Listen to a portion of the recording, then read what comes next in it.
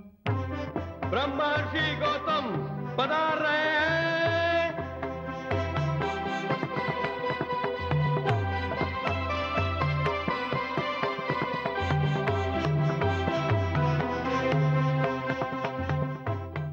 प्रणाम ऋषिवर। आयुष्मान भव। ऋषिवर, जनकपुरी आपके चरणों के स्पर्श से धन्य हो गई। आइए।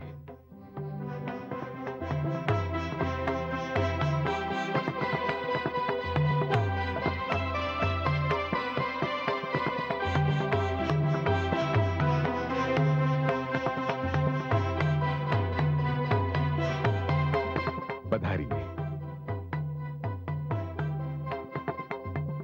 विराजिए ऋषिवर।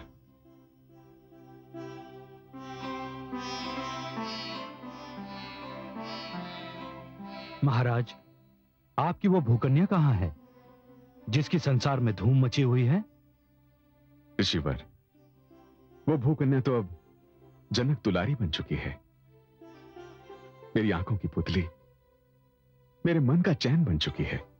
अब बस ऋषिवर, आती ही होगी। पिताश्री। लीजिए ऋषिवर, आ गई।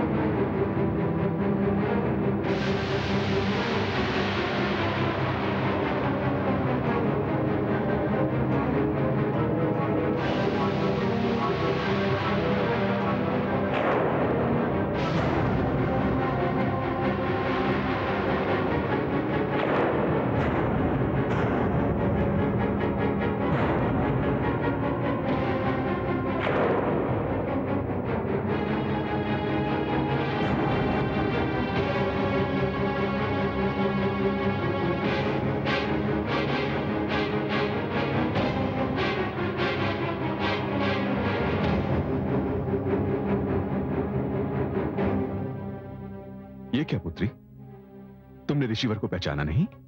ना पहचाना होता तो मुख क्यों फेर लेती? तुम्हें अवश्य ही कोई भ्रम हो रहा है राजकुमारी। मुझे कोई भ्रम नहीं हुआ है। आप गौतम ऋषि है ना? हाँ, मैं ही गौतम ऋषि हूँ। अहल्यापति गौतम।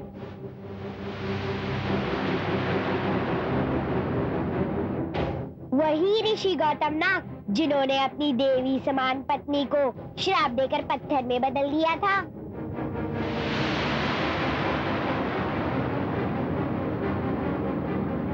हाँ, मैं वही गौतम हूँ देवी।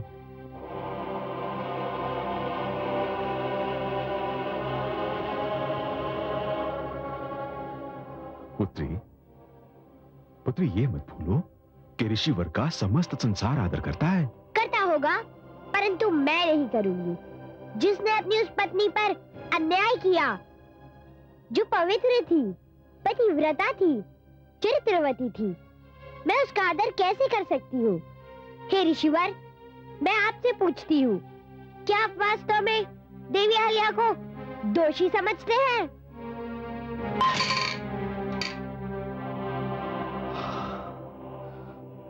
नहीं, किंतु मैं अब कुछ कर नहीं सकता। उसे शाप देने के पश्चात मैंने सोचा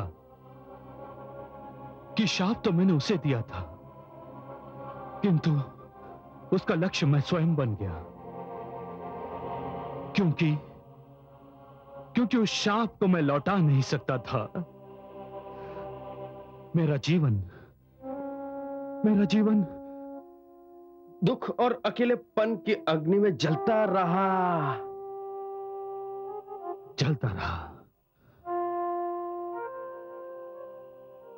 बड़ा अशुभ दिन था वो।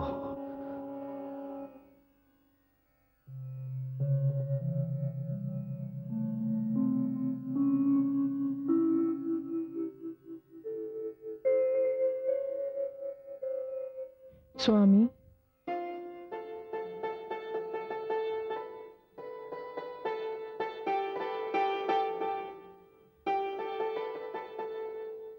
सूर्य नमस्कार को तो मैं नित्य दिन जाता हूं, पर मेरे जागने से पहले ही आप जाग जाती हैं। वो इसलिए स्वामी कि भोर होते ही सबसे पहले मैं आपका मुख देखूं, सूर्यदेव भी नहीं। सत्य तो ये है कि मेरी भोर आपका मुख देखकर ही होती है। आप बहुत धनवान हैं देवी। ईश्वर ने बड़ी उदारता से कार्य लेकर अपने कोष से सुंदरता और पातिव्रत धर्म आपको प्रदान किया है। ईश्वर ने मुझे जो कुछ भी दिया है सब आपके लिए ही दिया है स्वामी। आप मेरे शरीर के भी स्वामी हैं और मेरे प्राणनाथ भी। मैं बहुत भाग्यवान हूं। इस समस्त क्षेत्र में ना आप जैसी कोई सुंदर नारी है, ना आप जैसी कोई पति सेविका। रात ढल रही है, मैं गंगा स्नान करने जा रहा हूं।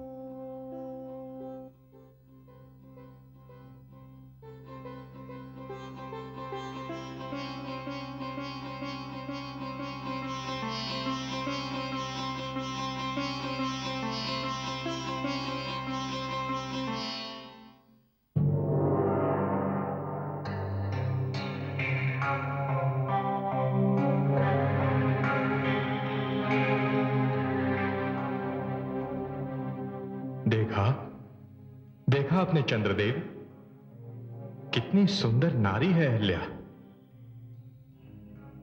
और कितनी प्रतिव्रता भी। जब से मैंने उसे देखा है मुझे किसी पल चैन नहीं। हर घड़ी उसकी सुंदर छवि मेरी आंखों में घूमती रहती है, घूमती रहती है। इंद्रलोक की सुंदरतम अप्सरा भी सुंदरता में उसकी तुलना नहीं कर सकती। किंतु देवराज, आप चाहते क्या हैं? मैं उसे पाना चाहता हूं। उसकी सुंदरता पर अपने प्रेम की पुष्पांजलि चढ़ाना चाहता हूं। उसके यौवन का रसपान करना चाहता हूं। तो फिर जाइए उसके पास और कह दीजिए अपने मन की इच्छा। आप भी जान लेंगे कि वो क्या है। नहीं चंद्रदेव, नहीं। मैं जानता हूं वो क्या है। यदि मैं उसके पास पहुंच गया तो मुझे ज्ञात है वो क्या करेगी। तो आप क्या करेंगे? भूल जाइए उसे। उसे भूल पाना मेरे वश की बात नहीं है। तो क्या उसे पा लेना आपके वश में है? हां, यदि तुम मेरी सहायता करो तो। मैं क्या कर सकता हूं? तुमने देखा है कि ऋषि गौतम तुम्हारे क्षितिज से हटते ही सूर्यदेव के दर्शन को अपने आश्रम से निकलता है। देवराज, वो सब तो मैं देख चुका हूं। आपका उद्देश्य क्या है? तुम्हें कल अपने क्षितिज से हटने के निर्धारित समय से पहले कुछ समय के लिए आकाश से लुप्त होना होगा। ये आप क्या कह रहे हैं? आप करना क्या चाहते हैं? जो मैं कह रहा हूं वो करो, शेष मुझ पर छोड़ दो। मैं क्या करता हूं तुम स्वयं देख लोगे। मैं केवल यह चाहता हूं कि ऋषि गौतम तुम्हें आकाश में न पाकर यह समझे कि भोर होने वाली है। और फिर हे देवराज, एक बार आप फिर सोच लीजिए। जो आप करना चाहते हैं वो उचित भी है अथवा नहीं। चंद्रदेव, अहल्या की सुंदरता ने मुझे उचित अनुचित से बहुत दूर कर दिया है। तुम वो करो जो मैं कह रहा हूं। परंतु देवराज, यह हमारा आदेश है। जो आज्ञा।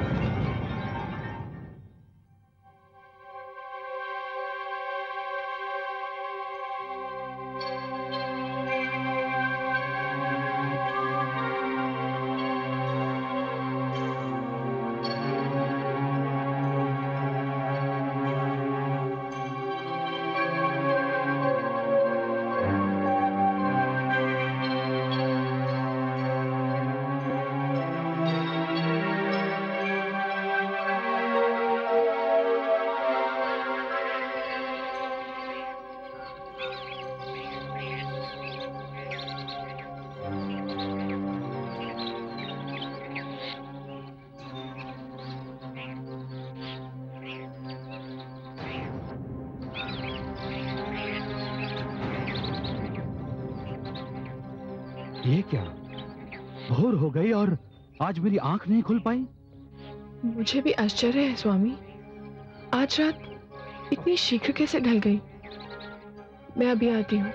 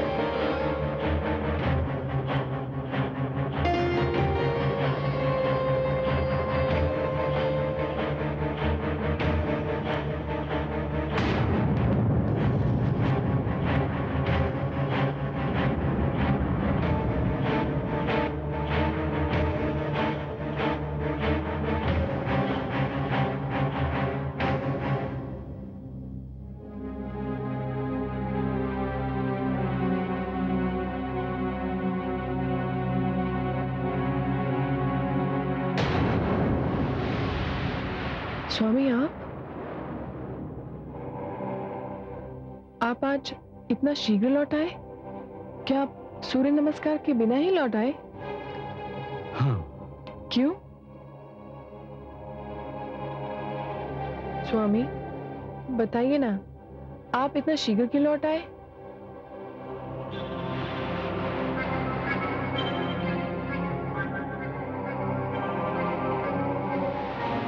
सूर्यदेव के दर्शन को जाते जाते मुझे आपके मुख चंद्र का ध्यान आ गया। मैं विचलित हो उठा। मेरे मन ने कहा कि यदि मैंने लौटकर आपके मुख चंद्र के दर्शन नहीं किए तो कदाचित सूर्यदेव भी मेरी पूजा स्वीकार नहीं करेंगे। स्वामी, ये आज आपको क्या हो गया है? ये आप कैसी बातें कर रहे हैं? आपने तो अपनी सारी इंद्रियों को अपने वश में कर लिया है। मेरा संयम टूट गया है देवी। आपके स्मरण ने मुझे सब कुछ भुला दिया।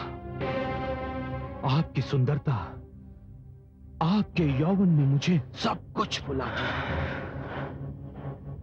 मुझे और व्याकुल ना कीजिए।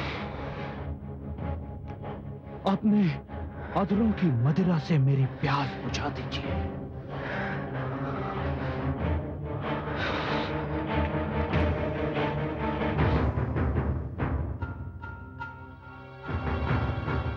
मुझ में देवराज के आदेश की अवहेलना करने का साहस नहीं था, किंतु मेरा मन मुझे धिक्कार रहा है।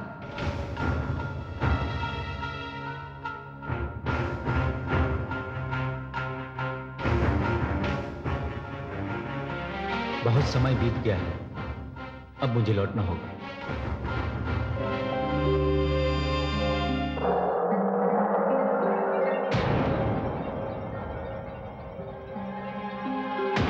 शरण्ये त्र्यंबके गौरी नारायणी नमोस्तुते।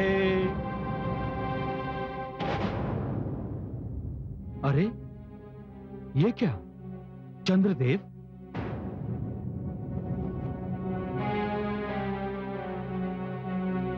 माता गंगा तो अभी तक सो रही है। रात्रि अभी शेष है,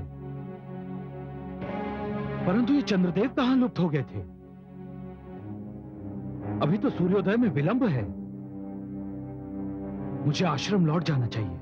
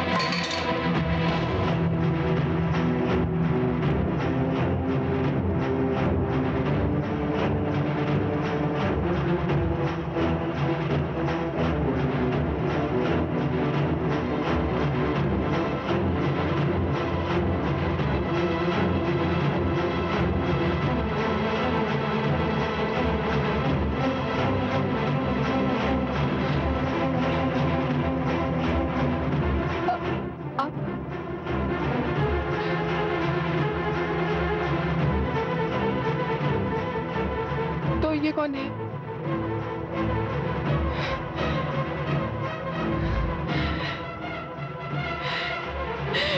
ईश्वर,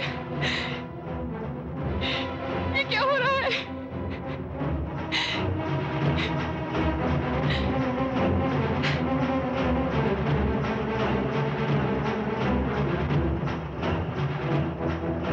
दुष्ट, कौन है तू? अपना वास्तविक रूप दिखा मुझे। तो ये तू है इंद्र?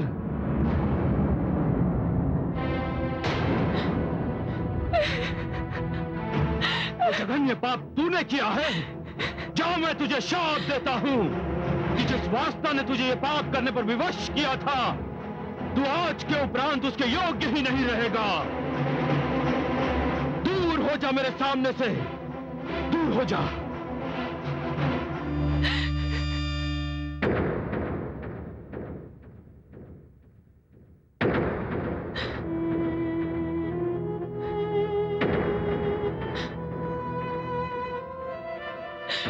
नहीं स्वामी, इतनी कठोर दृष्टि से मुझे मत देखिए। मैं निर्दोष हूं। नहीं, तूने इंद्र के जघन्य पाप में उसका सहयोग दिया है। वो आपका वेश धारण कर आया था, मैं समझी आप ही हैं। किंतु वो मैं नहीं था। अब तो ये तू जान चुकी है। मैंने जीवन भर आपकी सेवा की है। इस एक क्षण ने तेरे सारे जीवन की सेवा पर पानी फेर दिया। मुझे क्षमा कर दीजिए स्वामी, मुझे क्षमा कर दीजिए, मुझे क्षमा कर दीजिए स्वामी। क्षमा कदापि नहीं। तेरा शरीर अपवित्र हो चुका है, तेरी आत्मा अपवित्र हो चुकी है। जाओ, मैं तुझे शाप देता हूं, इसी क्षण तू पत्थर बन जा।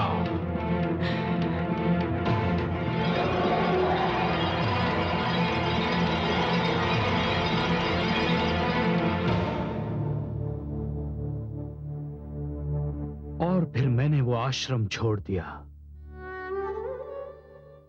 वो स्थान छोड़ दिया, वो नगरी छोड़ दी। और अहिल्या का ध्यान भी? नहीं, मैं उससे पीछा नहीं छुड़ा पाता।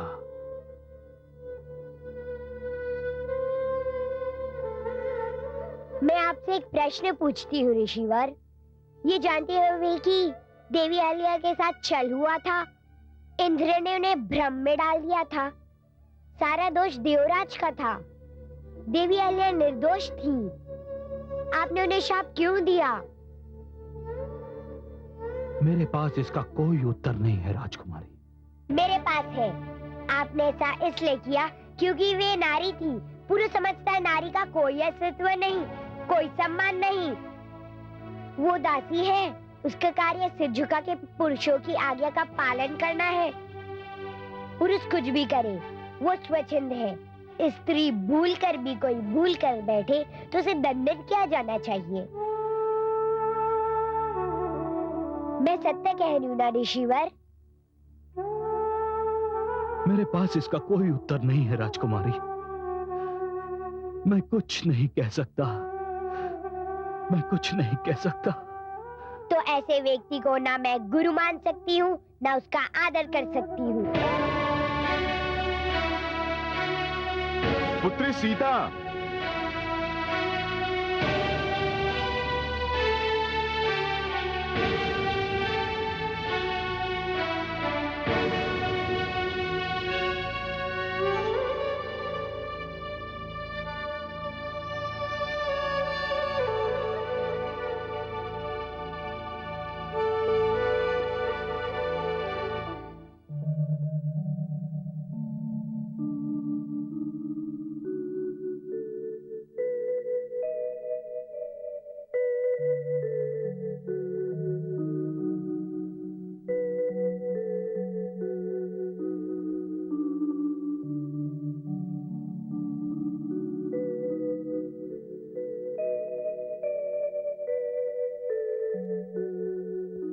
स्वामी,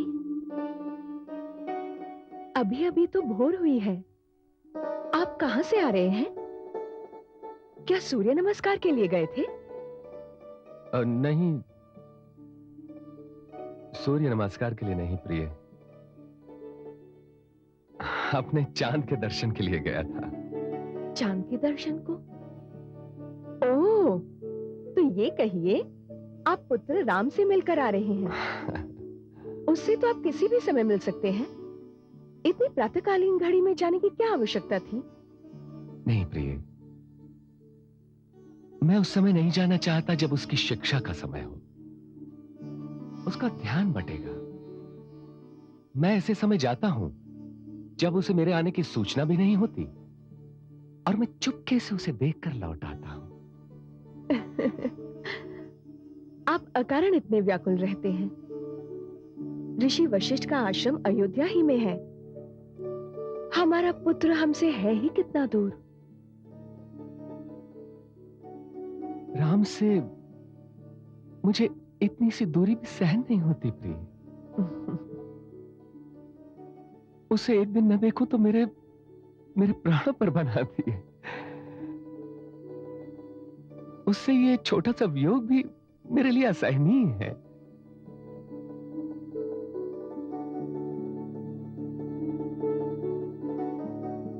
प्रिय,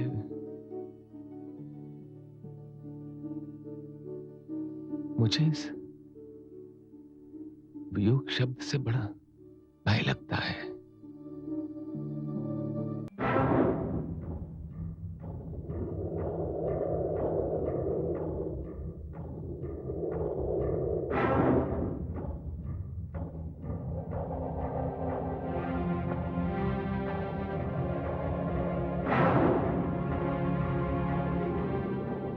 आइए नानाश्री,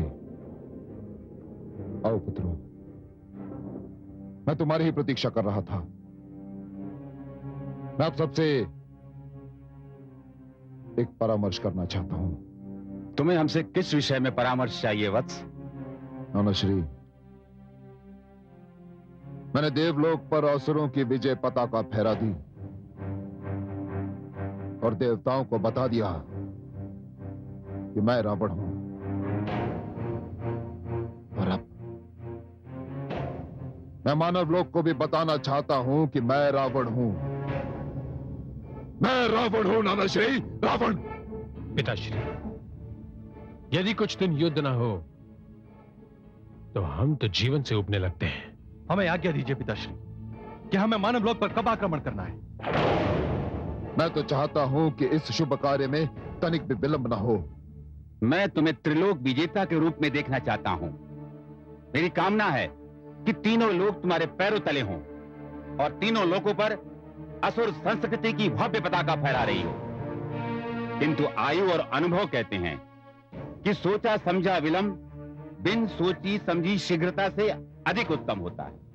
तो आप ये कहना चाहते हैं नानाश्री कि मेरी ये इच्छा कि मानव लोक पर आक्रमण करने में विलंब ना हो अनुचित है? हाँ वत्स, मैं यही कहना चाहता हूं। किंतु क्यों नानाश्री? क्योंकि मानव के संपर्क में रहा हूं, उसकी क्षमता से परिचित हूं। तुमने अपने राज्य से ऋषियों को भगाकर यह समझ लिया कि ऋषियों का भी अंत हो गया, और यज्ञ का भी। तो क्या उनका अंत नहीं हुआ नाना श्री? नहीं, सत्य तो यह है कि ना ही ऋषियों का अंत हुआ और ना ही यज्ञ का। ये ऋषि बहुत ही घातक व्यक्ति होते हैं। उनके मस्तिष्क हम असुरों की शत्रुता का भंडार हैं। वे हमें समाप्त करने के लिए यज्ञों की शक्ति के द्वारा नित्य नए आविष्कार करते रहते हैं। आज तुम्हारे समक्ष दो महान संकट हैं। संकट?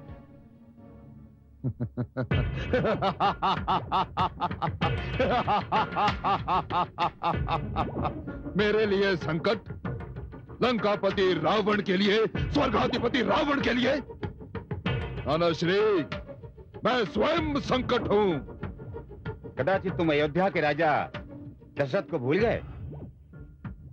उसे कैसे भूल सकता हूं मैं?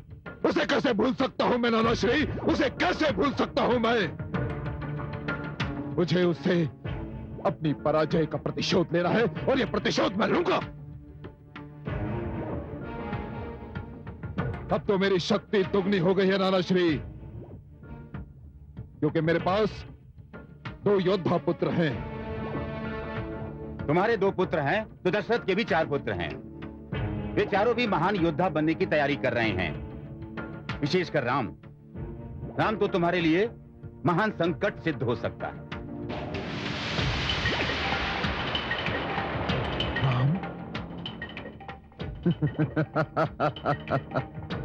मेरे लिए संकट? लंकापति रावण के लिए? नाना श्री, आप चिंता न करें, मैं उसे भी देख लूंगा। लंकेश, मेरी बात सुनो। दशरथ के पुत्रों के बड़े होने में अभी समय है, किंतु इस क्षण तो तुम्हारे लिए महान संकट विश्वामित्र खड़ा कर सकता है। विश्वामित्र? कौन विश्वामित्र? वही विश्वामित्र जिसने तुम्हारे राज्य से भागे हुए ऋषियों को अपने आश्रम में आश्रय दिया है। वो यज्ञ द्वारा ऐसे शस्त्रों का आविष्कार कर रहा है जो समस्त असुर लोक को भस्म कर सकते हैं। कैसे शस्त्रों का आविष्कार कर रहा है वो? ये तो मैं नहीं जानता, किंतु वो महान वैज्ञानिक है और मैं इतना जानता हूं कि वो कोई विशेष शस्त्र बना रहा है। पुत्र मेघनाद, जी पिताश्री। शीघ्र उस विश्वामित्र के आश्रम में जाओ और पता लगाओ कि वो कैसे अस्त्र बना रहा है। जाओ, शीघ्र जाओ। जो आज्ञा पिताश्री।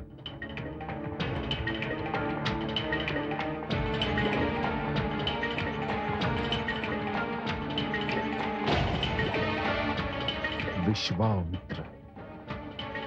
रावण की शक्ति बढ़ती ही जा रही है।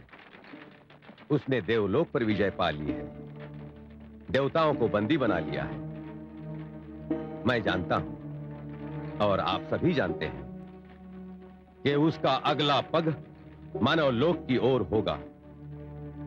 वो मानव संस्कृति का विध्वंस करके असुर संस्कृति की पताका फहराना चाहता है।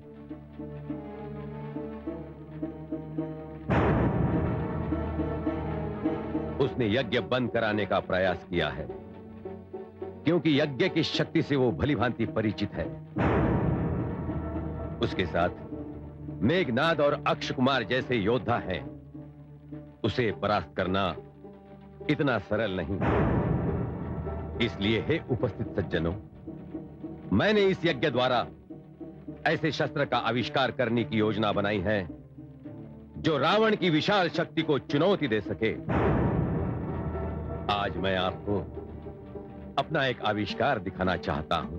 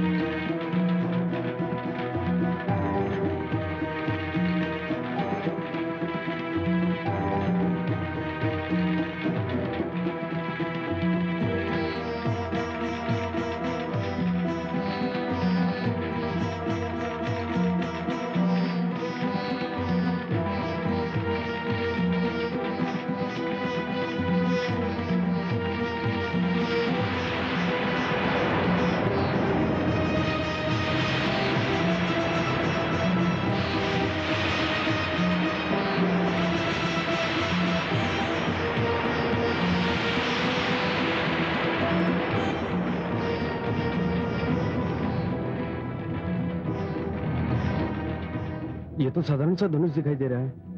क्या हम इससे रावण की विशाल सेना का सामना कर पाएंगे?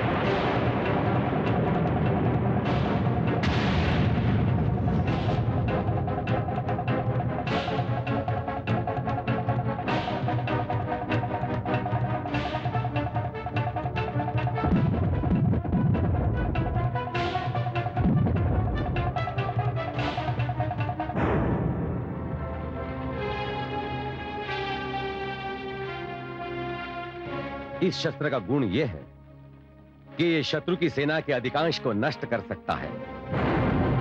मेरी योजना यह है कि मैं मानव संस्कृति की रक्षा के लिए ऐसे कई शस्त्र बनाऊंगा, किंतु ये सभी शस्त्र केवल यज्ञ द्वारा ही प्राप्त हो सकते हैं।